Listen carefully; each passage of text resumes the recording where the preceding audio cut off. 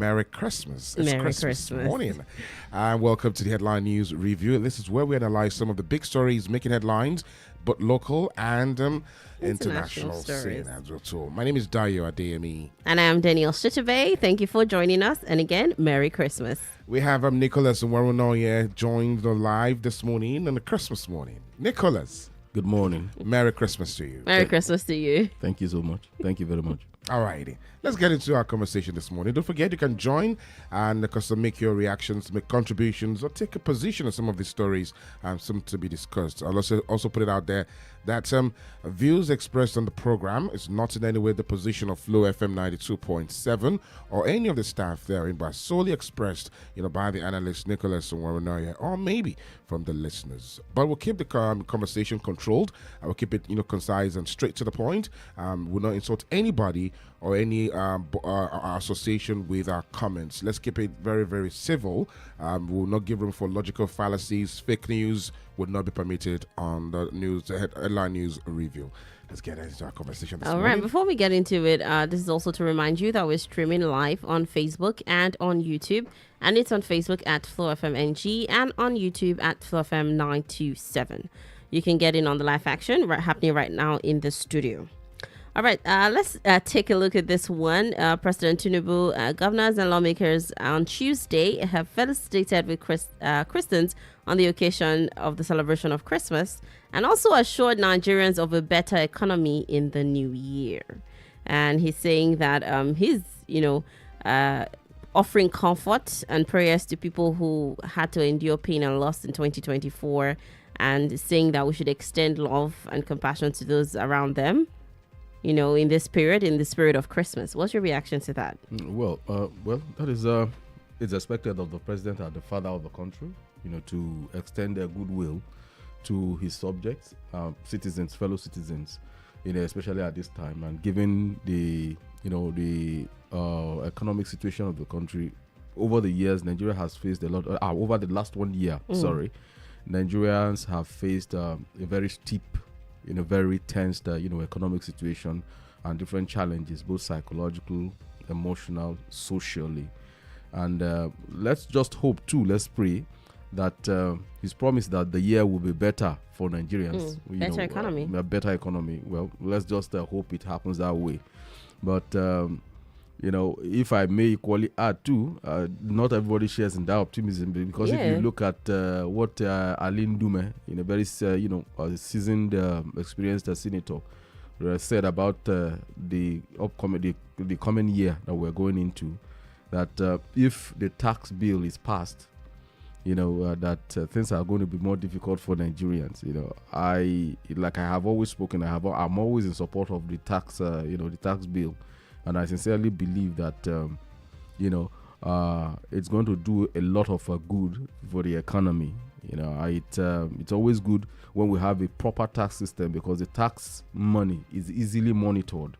It's more organic, so you can see how it's being spent and things like that. And when you misappropriate it, you get people's reaction faster than when your revenue is rent-based, like you have in oil that nobody can measure and things like that, So, for me, well, let's just keep our fingers crossed and hope that, what the president said actually comes true. He has said that. And then, still federal government workers are facing gloomy Christmas over delayed December salaries. And these are the same people who, were also given late November salaries as well. When I read that report, there was something that struck me. That was, the explanation by from the ministry, from the head of service office, which is that the money. There has been a lot of difficulty in sending money to some of these ministries because of revenue, revenue shortfall and things like that. You see, it kind of puts a lie to a lot of those things that the president said on the media chat that things are looking up, things are better. So why are they suffering cash crunch? And of course it goes back to when you are promising a better outing for next year and the round up to the next year is, it's been bleak for a lot of people. And the short for not getting their salary, especially at this time for civil service, for the civil servants, is not a joke. Considering the fact that largely the Nigerian economy is supported by the civil service. People who earn salaries, they are the ones who go to the market to buy things, and they are the ones who pay for services, who pay artisans to do things.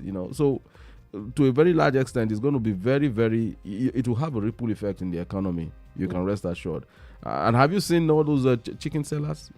By this time last year, you had a more outing. When I was going through Challenge, Unity Road, Adeyemi bus stop, you see a lot of those people hawking their chicken and nobody coming. Very few people, patronizing them. So it's kind of bleak, really. Yeah. Christmas. You mentioned the media chat and some lies. Yeah. Like you said, all right. Now PDP is slamming Tinubu over fabricated statistics. Yeah, he's saying relying on fabricated statistics to paint a false picture of Nigeria's economic situation. For quite a while, you notice that I have never really supported PDP's. I have always slammed them on what I describe as a watery critique. But on this one, I'm going to give them 100%. Because they picked apart every single point that the president made. Mentioned. Yeah. Because you see, you have indices, you have statistics that show that the economy is distressed and Nigerians are distressed, and you're here saying that things are okay. Who are you telling who is fooling who? Then they took him up on a lot of things. The issue of the tax issues. In fact, there was one very particular point that I can't recall that they made mention. Exactly, the issue of safety on the roads. Don't forget that the minister of works promised that most Nigerian roads will be motorable by December, and we hear a lot of people asking, where are those roads now? We've been traveling. I traveled recently and I saw this, the situation of roads. So these are some of the things we keep on saying, that you can't just, look, if you are going to do a media chat, it should be based on things realistic. I keep on saying this. Most of these leaders, I don't know, when they get into office, they are kind of different. I don't know, maybe there is a kind of different protocol from when they were in the opposition and when they get into power. Because you see, you connect more with people when you are forthright, when you let them know that there are challenges. That is how you connect. People feel that, yes, he knows what is up. So once you know what the problem is, it means the problem is half solved. Nicholas, do you think the president is saying everything is okay? Because if you listen to if you're checking that media charts, there were points where he realized, and then more or less like speaking to some of the challenges Nigerians are going through, and then just understanding that things are difficult, but hey, it's going to get better. Also in his goodwill message to Nigerians for Christmas, he also said he understands that things are pretty hard and there's hunger in the land, but hey, his government is working. Now the PDP on the claims on that side, saying that the president is not living in the reality of what Nigerians are going through. Is that too far? Yeah. PDP is saying that because the basis upon which you base the optimism are not there. You understand? If you acknowledge that people are suffering, and on the same breath you said you don't have any regrets removing subsidy, when there could have been other options that could have ameliorated people's suffering. So you cannot on the one hand promise, joy, prosperity and the rest of them, and the parameters of which you made that promise doesn't look realistic. So that is the point we're trying to say. You see, first and foremost, when you offer a very hard measure, to correct certain things, you let the people know that, look, this is what I am willing to cut from my own side so that you can have this. Now, you're saying your friend dropped his Rolls Royce and is using Honda now. But you as the president, what have you added to your fleet of cars? What are you budget? Was it not in this same platform we discussed about 15 SUVs, buying tires and the rest of them? So you see, look, it's about leading by example. You cannot say, yes, I understand things are okay. I understand you people are suffering. When you are whacking chicken and eating, all manners of things, yes, I understand. The message will not sink. So that's why I said on this score, I rate PDP's critique 100%. I have tried as much as possible to be very neutral, because I think particularly that in the last 8 years, PDP hasn't been the quality, does not have the quality of a good opposition party. Rather, APC itself has been more of an opposition to itself than even PDP itself. But on this one, I think it's a robust challenge, to the president. And these are we need more of this to put the leaders, to put people who are in public office in check. Also speaking, this time around, just close to what we are talking about, the economy and then the leadership, and the Labour Party also giving the president some knocks. No. The Labour Party, okay, and of course, called out the federal government to prioritize improving the welfare of Nigerians. This is also coming from an opposition party. Is there a sync between what the Labour Party is saying and what the PDP is saying? Well, of course, when you have on a scale of 10, you will always have the opposition party go the same way. But I would have preferred Labour Party to be more succinct in what they are saying. You don't just make a general statement. It's okay to say, oh, it's all rubbish, it's balderdash and things like that. Why is it balderdash? Why is it rubbish? So that is what I said that, what PDP said. I would have loved more specifics from Labour Party. Pick out specifics about what the president has said, in his presidential chat, in his budgetary, presentation, and so many things, so that we can have points with which to say we can engage the leaders. We can engage them and say, look, on this and this and this, we are not satisfied. If you promise us this, but this is not looking well, All right. Well, let's also look at this story. The federal government is budgeting or has budgeted 45.2 billion naira for prison repairs, inmates' welfare. That includes their clothes, prison repairs, a lot of things, for inmates, and also because of the jailbreaks that's happened severally over the past couple of months, to also rebuild, some jail centers. Well, let's hope the money gets down to trickles down to the prisoners. There's been a breakdown for each of these things, for the clothing, for the feeding, for the repairs, all of that. There has always been budgets for the prisons, the correctional services. Let's not forget that. I think some few years ago there was a controversy when Lai Mohammed came out and said on daily basis they spend 14,000 naira for feeding inmates, and it became there was a massive uproar. 14,000. Yeah, 14,000 naira per day. So that was why I said people? For inmates each. Inmate. Just one inmate. Okay, just one inmate. Oh, okay. It was a massive uproar. Because it's so obvious that there is no way you can spend this kind of, and you have inmates looking so emaciated. Have you ever seen the average Nigerian inmate? When you come to court, when you go to court, when they bring them, come and see them. When you go around, you see them do some, labor. See the kind of clothes they wear. These guys are in poor shape. In fact, it has been said that rather than correcting, they harden criminals. It's a place where more hardened criminals are incubated. It's because of the kind of treatment they get there. They get at the prison service. So, all this kind of budgetary thing. You see, I expect, the NGOs who are keyed into looking at, these facilities to have their eyes peeled on how that money is spent.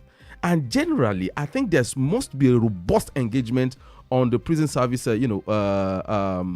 bosses to see how, this is what they have been spent. Let us see how they manage the last one. So on that basis, we know that when we are sending people to the correctional homes, they will be corrected. Their thinking will be corrected. They will be properly rehabilitated and not graduate a different set of criminal into the society. Well, there's a whole lot of conversation around the correctional centers in Nigeria. Yeah. And then, the number of inmates that we have. Awaiting trials, we have lots of them, across the correctional centers. If you look at them, dilapidated building, the structures are not in place. The feeding is terrible. Even medical supplies. Do they even get that at all? Over the years, not so much attention has been paid to this thing. But the president is, giving an attention to the correctional inmates. Does he deserve an applaud for that?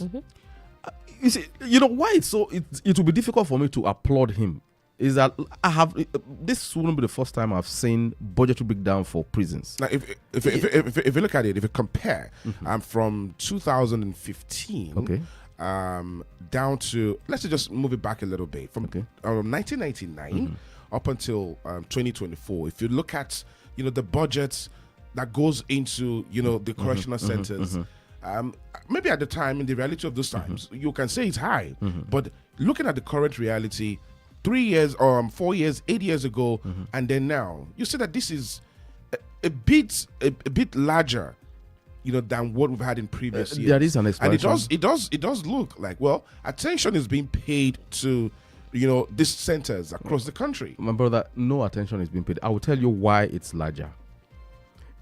The prison break, like she mentioned, we are talking of, when the first attack on Kuje prison, I think I was in Abuja then. I went there to see what happened.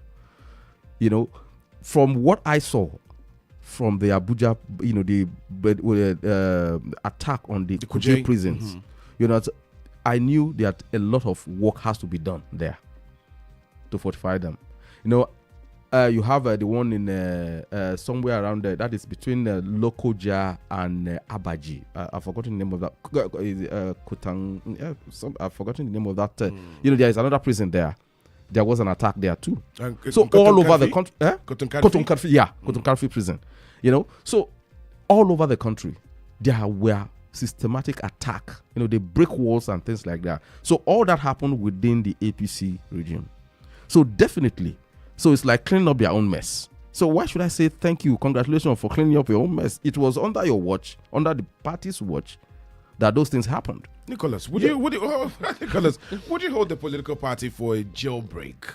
It happens all around the world. No, you see, jailbreak happens, but the rapidity with which it happened in Nigeria tells you that there is a major breakdown in security infrastructure in the country. And should that go to a political party? But why don't we look at some reasons why these jailbreaks happen in the first place? Okay. In the first place, insecurity. That's the reason. So who's in charge? Is the people put there by the political party.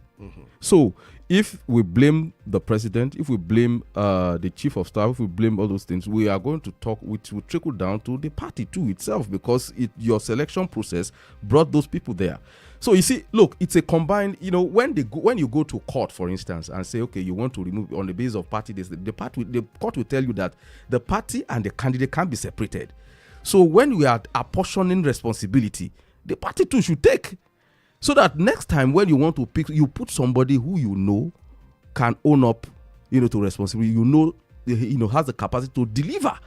So what we are saying is that, yes, I cannot say thank you, Mr. President, from this. What I will say is, yeah, good job, but you are cleaning your mess. You understand? It's a mess that was perpetrated within the last 8 years. So budgeting money for it, that is a first step. So let's see whether the money will get down to what you have appropriated it for. No, we just talked about the quality of our correctional center, that it's nothing to write home about. It's been there for a while. You understand? So it's just that, you see, the normal thing is, I learned as an investigative reporter that when you see an information, you don't take it on face value. You look at what has been happening. This is what has been happening in the country. I see prisoners all the time. And I see huge budgets being made there. Then for the sake of crying out, I just mentioned the case about 2 or 3, 4, 5 years ago when the Minister of Information said they spent 14,000 naira on each inmate, and it raised an uproar, and people started talking. And it was so clear that there is no way you can spend that kind of money on the prisoners that we are saying. Look that way. You understand? So what I'm saying is that if people think I'm way too hard, they should forgive me. There is no basis for being optimistic. You have made a very good budgetary plan for the correctional services. Fine and good. But let's see how it goes. That's all I'm saying.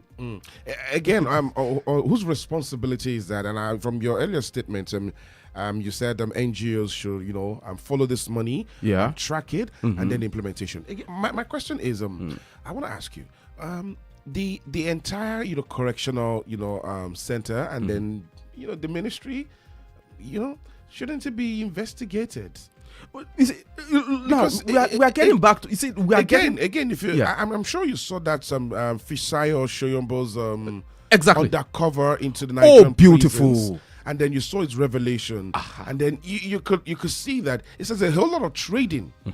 A lot of trading goes on in an average Nigerian prison. What of the Bobrisky controversy? Oh, that's another one. That's another thing. Shouldn't the heads of those people be investigated? Because, hey, we said this. It's like that whole situation with the Bobrisky you just mentioned, kind of like just died down with no proper. You see, that's what I'm saying. You see, when you budget this humongous amount into a facility where you have all these gaps, how can an average cynical journalist like me be happy? I will just look at it and say, okay, well, it's the normal routine. But I will give them kudos if I see proper reforms happening. Don't forget, most of these guys, they are public offices. They send reports to us. We see them, we cover them, we see them regularly. You understand? What I just can't, that part you just mentioned, one of the reasons why you have this lack of optimism in some of us is because there is no deliberate attempt at investigating these people. Look at the Bobrisky thing we talked about. You understand? It just fizzled out. That 14,000 naira per inmate that we talked about, it fizzled out. You hear nothing. You hear nothing. All those prison breaks and things like that, you don't have any robust policy. You don't have anything until this moment when they are just talking. Now, so that is the reason why it looks like you have huge budgets, but very little movement, very little impact. Okay, well, let's move away from that conversation and onto this conversation with Dele Farotimi and the allegations against Afe Babalola.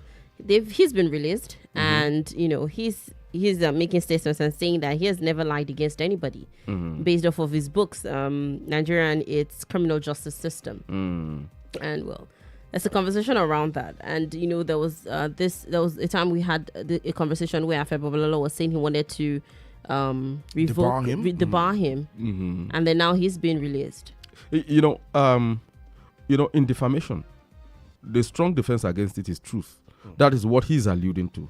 That's what Farotimi is saying. That truth has always been his. But how far that is truth will be proven in court. You understand? So, and secondly, the other issue, that is the legal disciplinary committee thing, throwing out the case. You see, let me say certain things, and this is what I have been saying. Nobody is saying Farotimi is innocent, and nobody is saying he's guilty. The matter is before the court.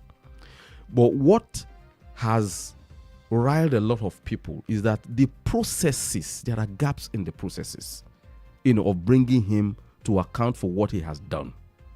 And the moment you have all these gaps, the moment you have all this doubt, the integrity of the court system, the judicial system, the justice administration system in the country will be in that there will be a huge question mark on it. You understand? Even federal government, even all the stratas, of governance understand that there is a problem with administration of criminal justice in Nigeria. For God's sake, there was a recent, reforms that, ROLAC came out. Why are they doing all these things? Why are they putting in money to reform the judicial system? It's because of these gaps. Now, the disciplinary committee throwing out the case is saying that, look, as far as we are concerned, this issue has absolutely nothing to do with him as a lawyer. It has everything to do with him as an author. So if you want to take him up as an author, take it to the appropriate quarter. But as a lawyer, he hasn't done anything wrong. It's not as if he did something contrary to his vow as a lawyer. And look at the simplicity of this thing. So that is what we keep on saying. See, when we shouldn't react because of some, cultural sensibilities about certain things, that he's an old man, he shouldn't insult an old man. The man has not called him any dirty name or things like that. The man has only written that, look, some of the judicial mess that we have can be attributed to that is the claim he made. And there was a report recently, I don't know, ICPC did an integrity test on and the Supreme Court was one of the most that is suspect where integrity is concerned. So what are we saying? So like I said, as much as possible, Nigerian public should be more circumspect about issues. Don't get carried away by sentiment, because it is Daily Farotimi's time today. It could be anybody's tomorrow. You understand? We are protected if there is rule of law. Everybody is protected. Even the people who appear to be powerful today, they need to protect that rule of law because they will not be in power forever. How do you react to, senior advocates of Nigeria and legal luminary Afe Babalola's, push for Farotimi to be debarred? And what does that say about the high and mighty in the society? I think it was heavy-handed and absolutely unnecessary. You see, now the disciplinary committee has, to me, there is another message there that Emmanuel Chambers doesn't even know what they are doing. They're bringing a case of somebody writing a book to us. I mean, that is the message there. So if there is any lesson that could be learned from there, it is that we have to examine all the processes with a fine-tooth comb, with a fine-tooth comb, so that things like this, when we tackle this matter publicly, we don't bring in sentiment into it. I'm not saying Farotimi has done the right thing. Neither am I saying he's done the wrong thing. I'm a journalist. The oxygen of my job is free speech. The ability to write in a very free environment. If you have issue, take me to the court. All right, let's take this call. Good morning to you. Yeah, good morning. Good morning to you. What's your name? How are you guys doing? Good? We're doing very good, thank you. Merry Christmas to you. Same to you. Please, I just heard the new analyst say that what Mr. Daly did was, I can't remember the exact what he used. I just like to ask him, has he read the book? Or has he read the charges that Afe Babalola put out there against Mr. Daly? If he has, what are his take on that? All right, thank you very much. Nicholas is going to react to that. What's your name again, please? My name is Mr. Shegun. All right, Mr. Shegun, thank you. Thank you for your contribution and your question. Now, clarity on that, please. Yeah, Mr. Shegun, thanks for your response for the question. The thing is, I have a summary of what he's saying, that what he put out against him is a lie. That, then he's been saying things off the charge sheet about them having an issue which he won in court. You understand? But like I said, I made it very clear that the matter is before the court of law. I don't want to comment on it. And what I'm saying, what I'm about, is not about the substantive case that is before the law courts. What I'm saying is that, look, the process with which he was brought to the court is suspect, and the NBA have spoken against it. Very respected, highly respected lawyers have spoken against it too. So I wish we had time. Well, yeah. Mr. Shego, well, because of time, we wish Nicholas could have really explained and expatiate this conversation. More. We'll bring it back tomorrow. We'll bring it back tomorrow, and of course, we'll pick it up from Mr. Shegun's question to you. Okay. Nicholas, thank you for coming this morning. Have a good Christmas celebration. Thank you. My name is Adedayo Adeyemi, and I'm Danielle Shitta-Bey. Merry Christmas. While the views expressed on the program is not in any way the position of Flu FM 92.7, but solely expressed by the analyst Nicholas Nwarunoye. We're back tomorrow morning, 8 to 8:30. Have a good Christmas morning.